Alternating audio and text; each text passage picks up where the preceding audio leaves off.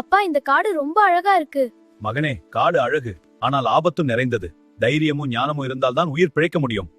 ஆமாப்பா, நான் புரிஞ்சுக்கிறேன். வாவ், எவ்ளோ பெரிய மரங்கள், பறவை, யாரோ பாக்குற மாதிரி இருக்கு. யாரோ பாக்குற மாதிரி இருக்கு.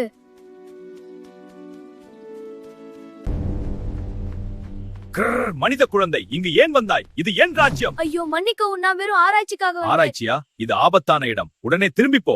போகிறேன். நான் உங்கள் ரகசியத்தை தெரிந்து கொள்ள வந்தேன். ஆம், டின் கானந்தான். நீ தைரியம் என்னை இங்கு சாண்டலி, ஆனால் இது ஆபத்தான. பேசி உங்கள் ரகசியத்தை சொல்லுங்கள். நிரூபி உன் மதிப்பை. ஆனால் என் ரகசியம் என்ன தெரியுமா? நான் ஒருபோதும் பலவீனமான தாக்க மாட்டேன். வலிமை என்பது தைரியத்தில் தான் இருக்கிறது. உண்மையாகவா? தைரியம்தான் உண்மையான பலம். நன்றி. இந்த சிறுவன் என் இரையாகட்டும்.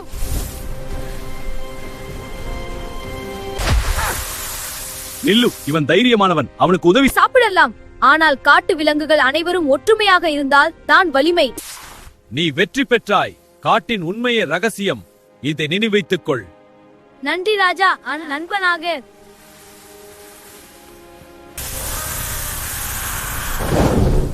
அன்றுமல் அவன் காட்ட மதித்தான், விலங்குகளை நேசித்தான்.